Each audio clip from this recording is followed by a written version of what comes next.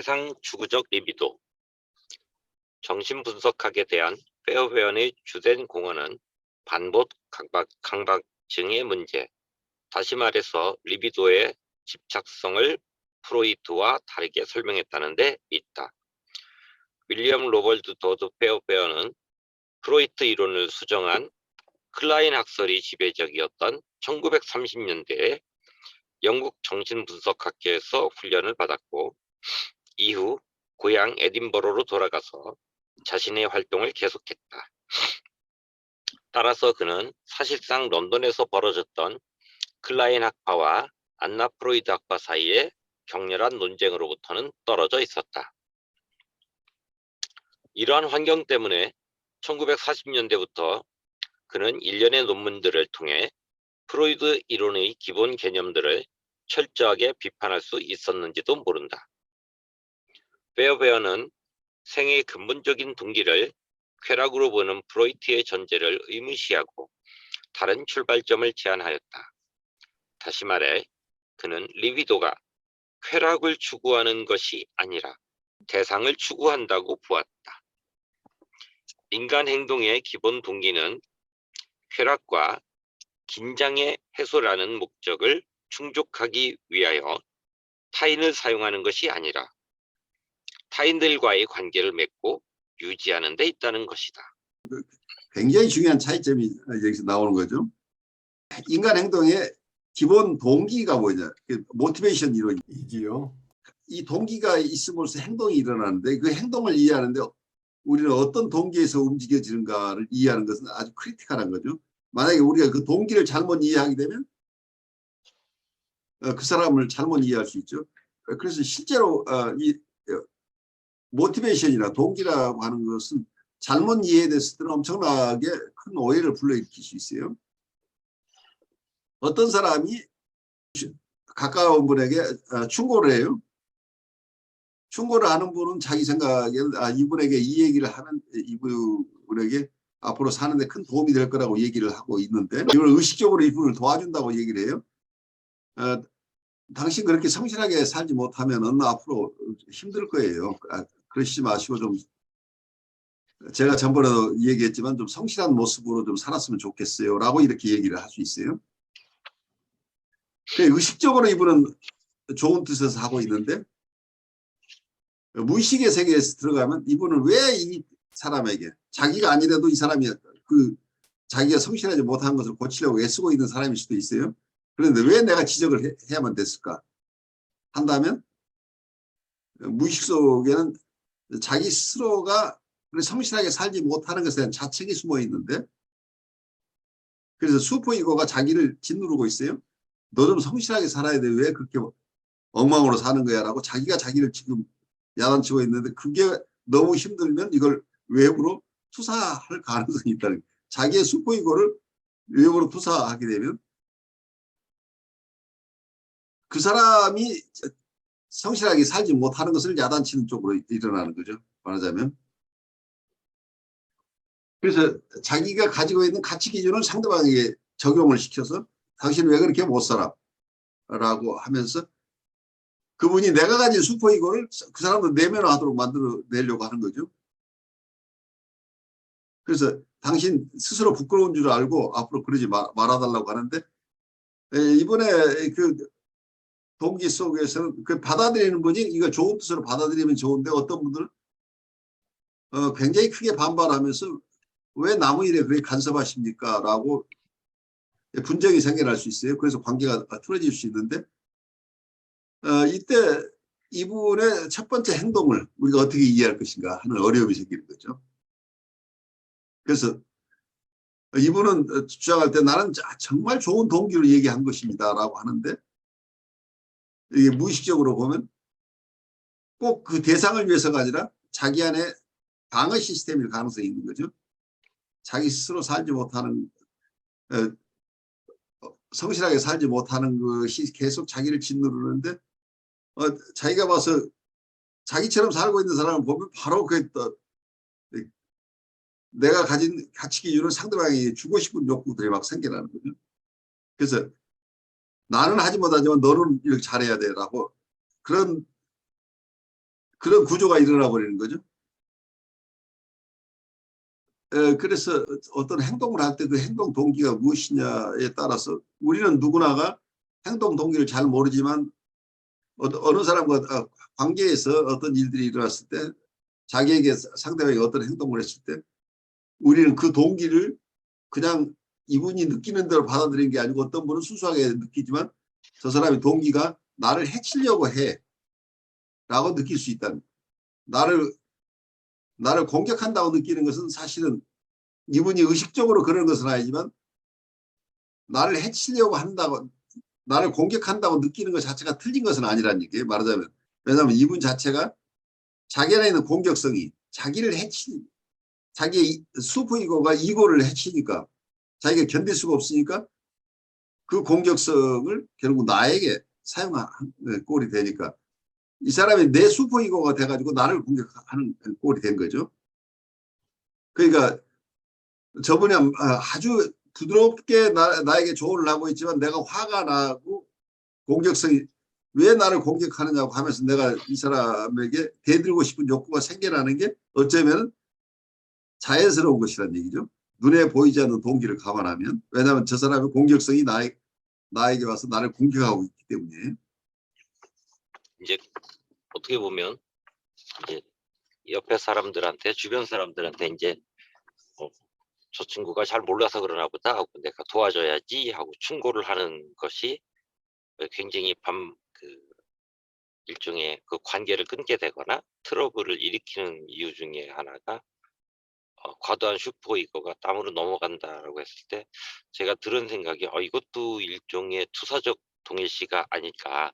어떻게 보면 내 안에 있는 게으른 존재에 대한 채찍, 그렇죠. 투자의 동의시가 일어나는 어떤 거죠. 예, 옆에 있는 사람에게 이제 또 자기 똑같이 마음의 일부를 심어버리는 거죠. 자기 마음의 일부가 네, 슈퍼이고잖아요. 그러니까 그 사람이 못 견디게 만들어내는 거죠. 어떻게 보면 이제 나와 내가 충고를 한 어떤 다른 사람과 어떤 이게 어떤 그 동의시가 일어나요. 서로 간의 경계선 경계가 조금 불명확하고 약간 어떤 융합적인 측면이 있, 있으니까 그러니까 내가 처음 그런 얘기한 사람이 이 사람의 행동을 좌지우지하고 싶어하는 컨트롤 이슈가 생겨나잖아요. 네, 지배한다는 얘기예요. 왜냐하면 내가 가지고 있는 이 마음 슈퍼이고라고 하는 내 마음인데 이 사람 내 셀프 일부를 이 사람은 그냥 던져주는 것뿐만이 아니고 그 셀프대로 행동하도록 내가 가진 마음대로 이 사람이 행동하도록 만들면 이 사람이 자기가 잘못됐다고 자기를 공격하도록 만들어내는 이런 묘한 패턴을 사용하고 있는 거죠. 또 어떻게 보면 이제 나의 그 무자비한 공격성을 굉장히 합리적인 틀을 갖추어서 점잖은 이해를 갖추었다는 그런 이제 속임수를 쓰면서 공격을 해대는 측면, 어떻게 보면 나의 어떤 무의식에 숨겨진 나와 내가 또 그렇죠. 상대방의 어떤 그 겉으로 드러나는 모습도 공격을 하겠지만 그보다 더 심하게 상대방의 어떤 내적인 어떤 대상까지도 가서 공격을 하는 게 아닐까 하는 그냥 생각을 한번 해보았습니다. 적절하게 보고 계시는 거죠. 실제로 제가 체험한 예인데 어느 분이 내가 어느 환경에 있는데 갑자기 오셔서 그렇게 이 자리에서 이렇게 좀 경건하게 하셔야지 그러면 되느냐고 되뜸어서 어느 분이 얘기를 하는데 그 얘기를 듣는 순간에 이분이 왜 이래? 라면서 굉장히 의아하게 느꼈던 경험이 있어요. 그러니까 이제 그런 것들이 뭔가 자기 안에 큰 좌절이 있거나 이런 분들에게 가끔 일어나요. 그럼 다른 분들에게 자기가 가진 기준을 강요하는 경우는 이게 아주 묘한 거죠. 그러니까 자기 안에 있는 어떤 자기에 대한 야단침, 자기가 자기를 비난하고 하는 이런 것을 벗어나는 것이기도 하고 지금 이슈가 내가 아니고 다른 쪽에 공격 대상이 생겨났으니까. 그래서 또 한편에서는 이 공격성에는 쾌락이 있기 때문에 그로부터 만족이 있어요. 저 친구 혼내줬어. 혼내주고 나면 우리 쾌감이 있잖아. 그래, 여러 역동이 같이 있는 거죠. 그 자기의 방어이기도 하고 쾌락 추구이기도 한단 말이에요. 무의식적으로는. 누군가 내가 조금 우월한 입장에서는 다른 사람에게 조언하는 것 자체는 쾌락이잖아. 좀 그러고 보니까 또 한편으로 생각해 보면 어떤 그 모방학습 이론에 의해서 남이 나에게 강제로 고통스럽게 주입한 어, 슈퍼이고의 내용을 나 역시 똑같이 고통스럽게 타인에게 주입하려고 하는, 받은 그게 만큼 누구한가에게 돌려주고 싶은, 돌려주려고 하는 그런 거 아닐까. 그게 폭탄 돌리기라고 저 얘기하는 한다면 어쩔지 모르겠어요. 사람들이 너 아 뜨거 하고 딴 데로 돌리는 거죠. 프로이트는 유아를 개별적인 유기체로서 보았기 때문에 타인들은 유아의 욕구를 충족시켜 줄 때에만 중요한 존재가 된다고 생각했다. 반대로 페어베어는 유아를 인간 환경과 상호작용하는 존재로 생각했다.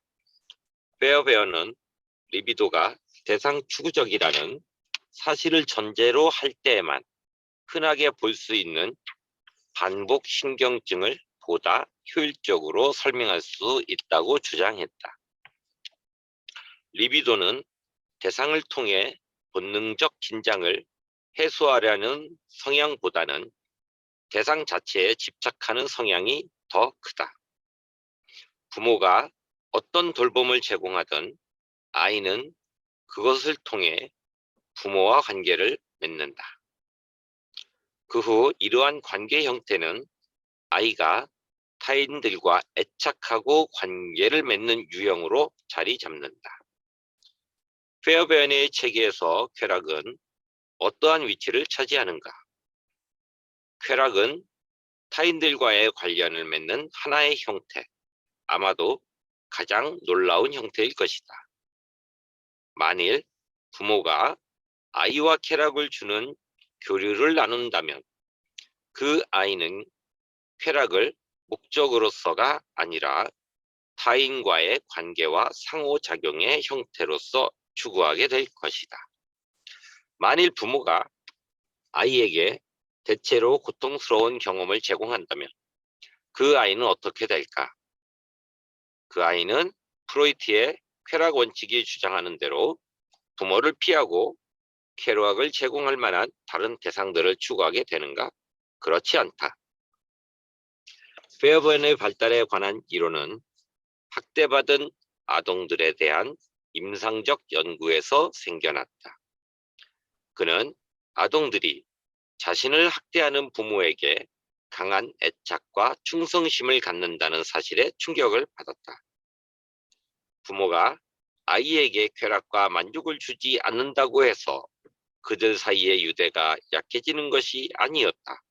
오히려 이 아동들은 그들과 더욱 강한 유대를 형성하고 타인과의 관계에서 고통을 추구하는 모습을 보였다.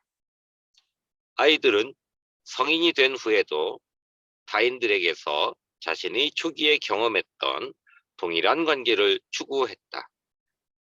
페어벤의 주장에 따르면 태어난 후 처음 본 대상을 자신의 어미로 믿고 그 뒤를 줄줄 다니는 오리 새끼처럼 어린이들도 그들의 어린 시절의 양육자들과 가졌던 상호작용에 강하게 집착하고 성인이 된 후에도 그 상호작용을 바탕으로 자신의 정서 생활을 건설해 나간다는 것이다. 일반적으로 인간의 로맨스와 관계에서 나타나는 불가사의한 일들을 생각해 보라. 모든 사람들이 자신에게 쾌락을 줄 수 있는 타자들을 좋아하는 것은 아니다. 사람들은 옛 대상을 환기시키는 타자를 추구하며 타자와의 관계 속에서 아동기 초기에 경험했던 기본적인 사랑의 패러다임을 반복한다.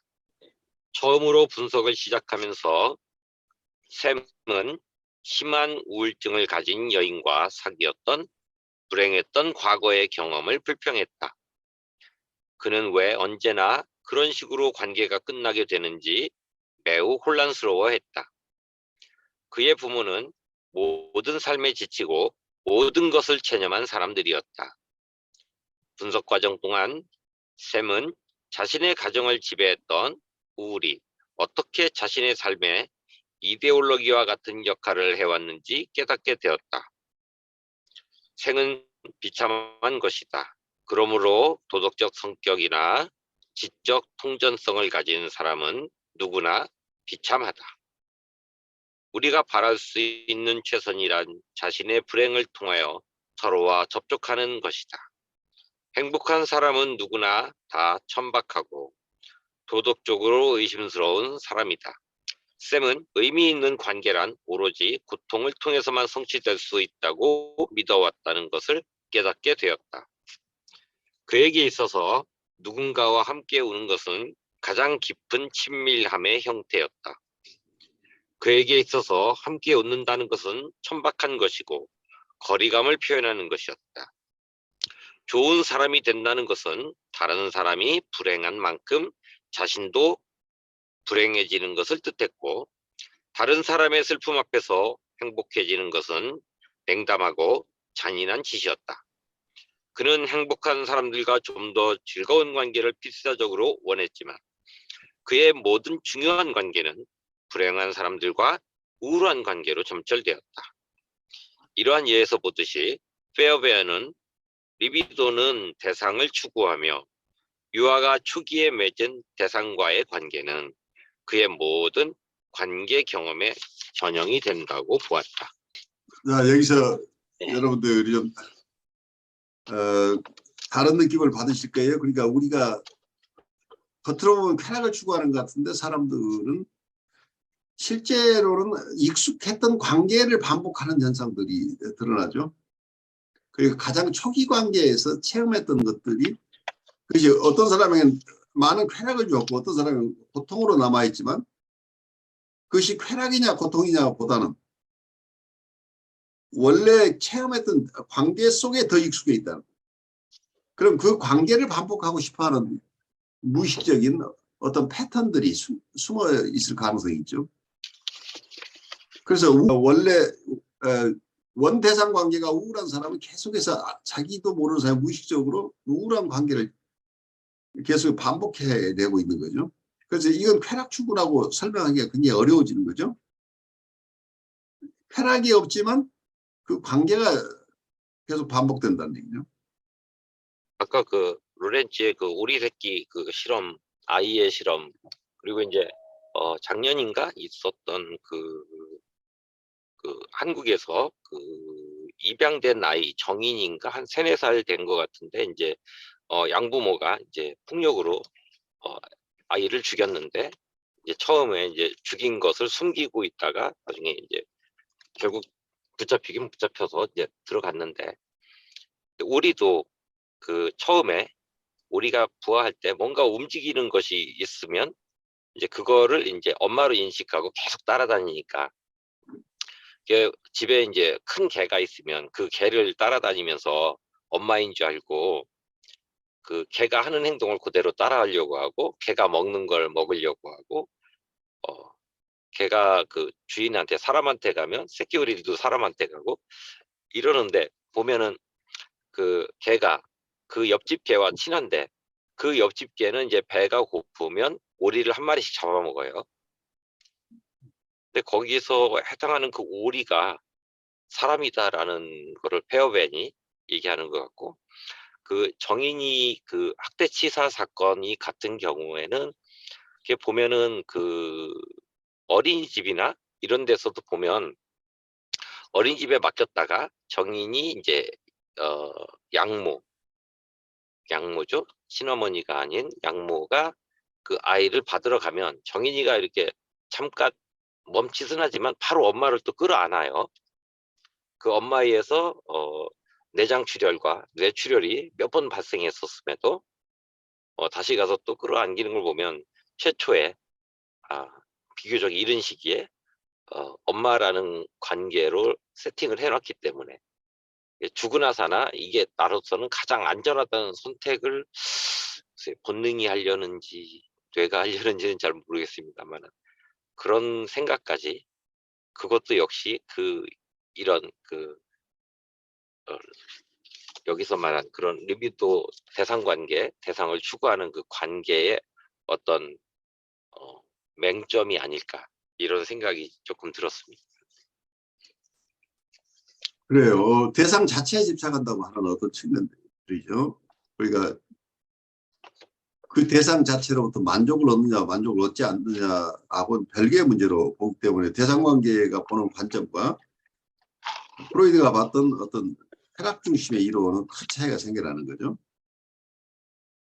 실제로 뭐 그러나 지금 뭐 페어벤이 얘기하는 것 같은 그런 그 관계를 더 집착하는 관계라든가 아니면은 대상에 더 집착하는 그런 모습을 보이는 경우도 있다고는 생각을 하는데, 또 한편으로는 제 생각에 드는 건 마음속에는 인간은 기본적으로 또 쾌락을 추구하는 그 존재이기 때문에 어 어딘가 스스로 불편함을 느끼고 있지 않을까, 뭐 이런 생각도 듭니다. 그러니까 예를 들어서 뭐 정인이 예를 든다고 해도, 그러니까 정인이가 이제 그때 당시에 생존할 수 있는 유일한 방법은 그 이 엄마한테 계모지만 할때 그 엄마한테 가는 거였으니까 그때 당시에 선택이 없어서 그렇게 갔지만, 정인이 안에는 상당히 불편한 감정이 계속해서 들지 않았을까. 그러니까 이거는 어떻게 보면 현상만 봤을 때는 페어벤의 얘기처럼 보이긴 하지만, 그 정인이의 마음속의 본질은 되게 불편한 감정, 그러니까 쾌가 아니라 불쾌였을 것 같은 그런 생각도 동시에 들었습니다. 그래서 많은 그래 이 중요한 현상에 말씀이죠. 대해서, 그러니까 네, 그 두 가지가 다 어느 하나로만 설명하기 어려운 입장이죠. 분명히 이게 네, 쾌하고 불쾌가 그 속에 있는 거죠. 근데 어느 것이 네. 주된 동인이냐, 어떤 것이 가장 중요한 동인이 될 것인가 하는 측면에서 우리가 좀 보면 어떨까 싶긴 해요. 음. 근데 그 당시의 상황이라든가 사람들이 어떤 그 행동을 할 때는 그 결정을 해야 되는 상황 안에 들어가 있기 때문인데, 그 결정해야 되는 그 상황에서 어떤 게 더 큰 동인이 되느냐, 그러니까는 어떤 게 더 그 결정의 원인이 되느냐는 좀 때에 따라 다른 것 같기도 하고, 또 교육이라든가 뭐 이런 거에 따라서 달라질 것 같기도 합니다. 근데 음, 한편으로는 표현의 얘기도 어, 맞는 것 같긴 한데, 현실에서 제가 겪다 보면은 그걸 극복하거나 아니면 이런 상황에 대해서 불편함을 느끼는 것들을 오히려 많이 보게 되는 것 같습니다. 그러니까 그러니까 그게 의식적으로 그걸 중요하죠. 그러니까 개선하라는 거죠. 네, 그 내추럴한 상태에서는 이런 상황인데 네, 그로 인해서 사람들은 많은 고통을 당하는 거죠. 네, 그러니까 어떤 반복 충동이라고 하는 것이 뭐 쾌락 추구의 반복 충동이라기보다는 어떤 관계의 반복이 일어난다고 한다면 그로부터 오는 엄청난 고통이 따르는 경우에는 그로부터 벗어나야 되는 거죠. 그렇기 때문에 지금 어떤 일이 일어나고 있는가 하는 통찰이 여기서 굉장히 중요한 역할을 하겠죠. 네.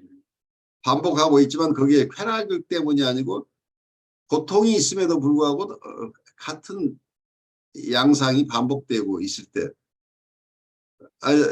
어떤 그 본인 스스로도 성찰이 늘어나면 자기를 성찰할 수 있는데 많은 분들은 그 성찰이 그런 자기 성찰까지 이르지 못하고 반복하고 있기 때문에 주위에서 도와주는 분 입장에서는 어떤 역동들이 일어나고 이분의 행동을 지배하고 있는 주된 동인이 무엇인가를 찾아내는 것은 굉장히 중요하겠죠. 그러면은 직접적으로 이걸 해석적으로 접근한다기보다 그분 스스로가 이걸 성찰해낼 수 있도록 시간을 가지면서 이분을 도와주는 거가 도와주는 어떤 기법이 사용된다고 한다면 큰 도움을 줄 수도 있겠죠. 그 자기 파괴적인 행동을 반복하는 게 어떤 게 많은 경우에 인간들이에요.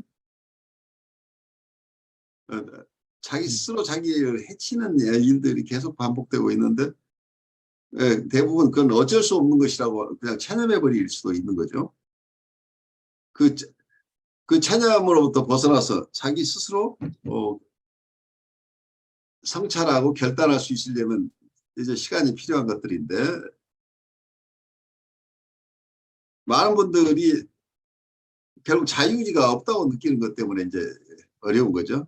프리윌 자체를 부인하는 거가 신경증 환자는 심플이에요. 우리 어떤 성서적인 입장에서 하느님께서 우리에게 자유의지를 허락하셨다고 한다면 그걸 받아들인다면 우리가 행복한 삶을 살 수 있는데 우리가 나는 자유의지가 없다고 대부분 사람들은 무의식에 믿고 있는 거죠.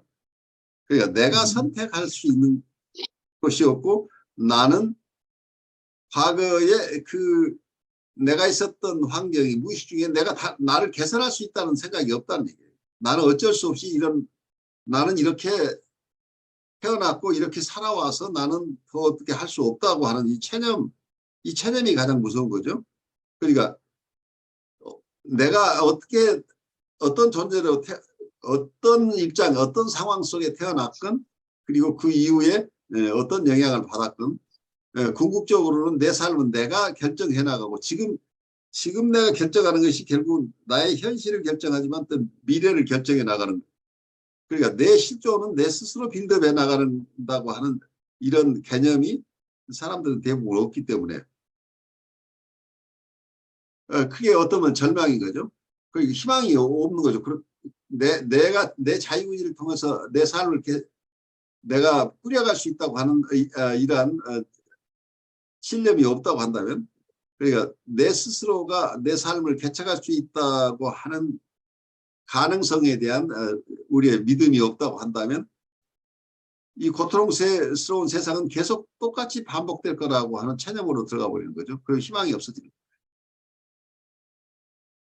그리고 내 스스로는 어쩔 수 없으니까 누군가가 나를 도와줘야 된다는 측면에서 굉장히 의존적인 삶을 살 수밖에 없게 돼버리는 거죠. 나 혼자서는 살 수가 없어. 근데 누군가가 나를 도와줘야 돼. 그것이 내 부모이건 형제이건 안 되면 지역사회거나 아니면 교회이거나 아니면 국가가 나를 도와줘야 된다. 그래 나는 어쩔 수가 없다고 하는데 이 부분을 어떻게 타파하느냐가 제일 어려운 것 같아요.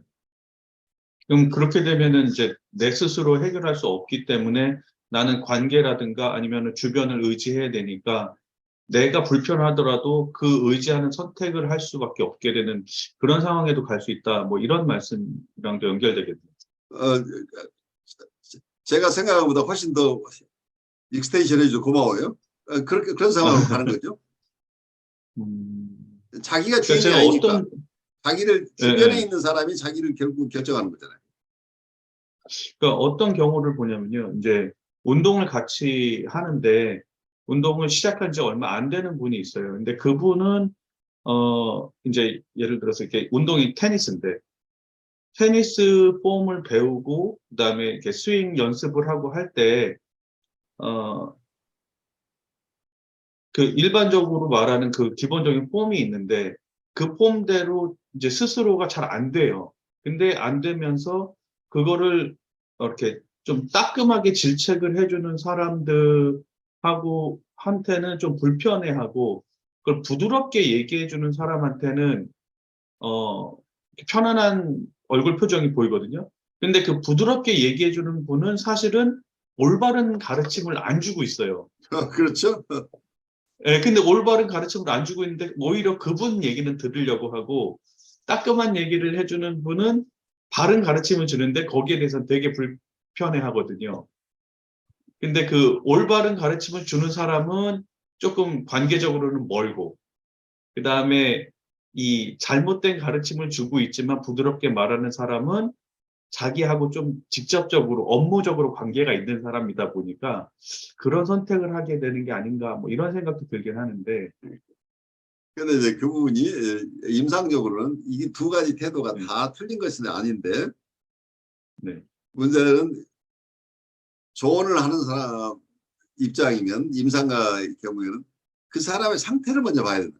그 사람이 내가 지금 좋은 말을 했을 때 이걸 그대로 받아들일 상황이면 내가 그 얘기를 해. 하지만 내가 그 네. 얘기를 해 고깝게 생각하는 사람한테 내가 내 바른 말이 저 사람에게 공격이라고 하는 거죠. 그러니까 잘못된 가르침이라고 할지 모르지만 어떤 가르침도 주지 않고 너 지금 하는 거 애쓰고 있어라고 지금 다가가는 사람은 이 사람에게 가르침을 주지 않지만 이 사람 관계가 우선 안정이 되니까 이 관계가 어느 정도 발달되면 그때는 한두 마디 해도 들을 수 있는 관계가 되는데 처음부터 올바른 어떤 지식을 주겠다, 어떤 올바른 방법을 가르쳐 주겠다고 나서는 사람한테는 이분은 아직은 그걸 수용할 수가 없다는 거예요. 그리고 이분 스스로가 셀프 이스팀이 있고 자기도 어느 정도 기초가 돼 있는 사람 같으면 그런 자기가 그 얘기를 들어서 바로 자기 것으로 소화할 수 있는 사람이면 그 얘기가 굉장히 귀중한 얘기예요. 그러니까 어떤 수업료를 내고라도 그 얘기를 자기가 듣겠다고 하는데 지금 그분은 그 얘기가 아무 도움이 안 되는 그 사람이에요. 지금 이렇게 기초가 안 돼 있는 사람인데 이분은 아주 고급 이럴 때는 아주 멋진 방법이 있다고 이렇게 설명을 해줘봐야 이분에게는 도움이 안 되기 때문에 사실 이분에게는 그 얘기가 자기에게 도움을 주는 얘기를 들리지 않는다는 거죠. 그래서 우선 관계적인 측면에서 첫 번째로는 실패하고 있는 거죠. 그래서 내가 아무리 좋은 의도를 가지고 있다고 할지라도 상대방에게 도움이 되지 않는 얘기를 하는 것 자체는 상대방을 공격하는 거라 결국은.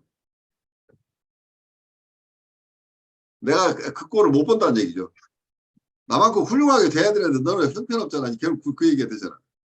그러니까 알게 모르게 어떤 공격성이 소위 무의식 중에 아까 얘기대로 공격성이 개체되어 있을 수도 있어요. 나는 이 정도 그렇게 잘 하는데 너는 왜 그 모양이야.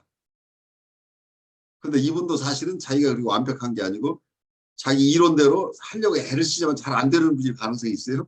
자기도 완벽한 테이스폼이 안 나와가지고 지금 고생하고 있을 뿐인데 이분 이론은 저 사람에게 자기가 하고 싶은 그 이상적인 것을 가르쳐 주려고 애를 쓰고 있죠. 그러면서 왜 그대로 못해 하면서 그 사람을 탓하고 있단 말이에요.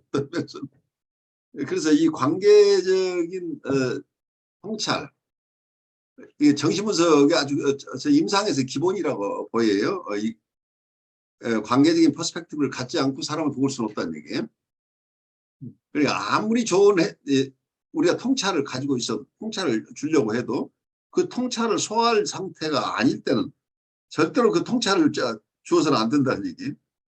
그러니까 어떤 현대정신분석에서는 아주 이걸 철저하게 얘기를 해요. 그 모처레이셔널 인터프리테이션 용어를 쓰는데 성숙적 해석이라고 그래요. 그래 해석을 하는데 해석이란 말을 우리가 그냥 통찰이라고 얘기를 해오죠. 저 사람에겐 바로 이러한 통찰만 있으면 저 사람은 금방 나올 수 있는데 이 사람은 그걸 몰라서 이렇게 힘들구나라고 할 때 이러한 해석이 아무리 멋진 해석을 우리가 가졌어도 그것이 더 가장 선명한 해석이고 틀림없는 해석일 때 이것을 상대방에게 주는 것 자체가 도움이 되느냐 안 되느냐. 그러니까 어떤 면에서는 가장 명백한 사실이 가장 아픈 것일 수도 있다는 얘기예요. 가장 고통을 줄 수 있는 것. 그래서 넌 그것만 하면 되는데 왜 그걸 못해라고 설명을 해버리면 너 이대로만 하면 되는데 왜 그걸 못해. 근데 그 말은 100배 맞는 말일 수 있지만 그 사람으로서는 그걸 소화할 수 없는 경우라고 한다면 그 사람이 지금 소화할 우선 기본적인 훈련 정도 이분이 그 얘기를 받아서 바로 자기 것을 응용할 수 있을 만한 훈련 정도가 돼 있느냐. 심리적인 상태가 이 사람하고 관계가 자기를 도와주는 호의적인 사람이라고 관계가 형성되어 있느냐. 이런 전제 조건이 있어야 이게 의미가 있는데 그 전제 조건이 없는 상황에서는 아무리 좋은 조언도 도움이 안 되는 거죠.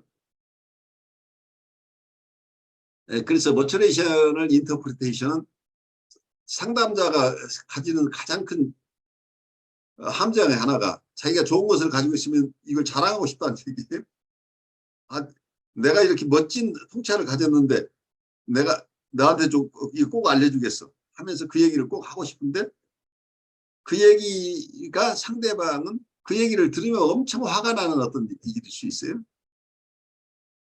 자기도 알고 있지만 자기가 피하고 있는 어떤 것일 수도 있다는 얘기예요. 무의식 중에 그가 너무 고통스러워 자기는 아직 보고 싶지 않은데 자기 스스로 그걸 피해서 가까스로 이렇게 살고 있는데 그걸 불을 밝히면서 바로 너는 이걸 피하고 있는 거야.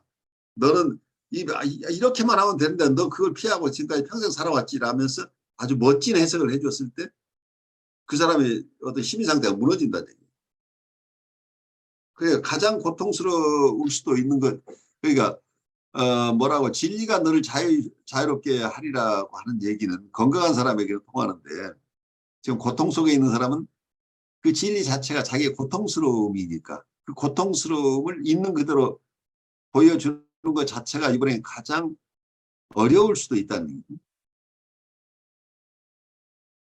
그래서 거기에 사실은 쉽지 않은 것 같아요. 많은 분들이 그냥 사실대로 얘기하고 사심없이 내가 너한테 이런 얘기를 해준다고 하는 것 자체가 상대방에게 미치는 영향이 어떻게 될 것인지에 대한 고려가 없이 이런 조언을 하는 경우들이 생겨난다는 얘기죠.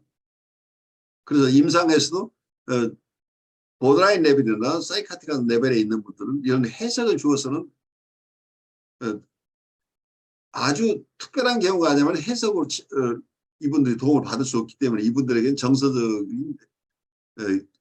정서적인 교류, 정서적인 커뮤니케이션을 통해서 이분 얘기를 잘 들어주고 소화해주고 컨테인해주고 하면서 정서적으로 교류하는 그 단계를 상당 기간 지나야 그러고 나서 필요하다면 통찰을 주는 단계에 갈 수 있는데 처음부터 통찰을 주겠다고 한다면 이분들은 그걸 받아들일 수 없는 상황이 일어나는 거죠.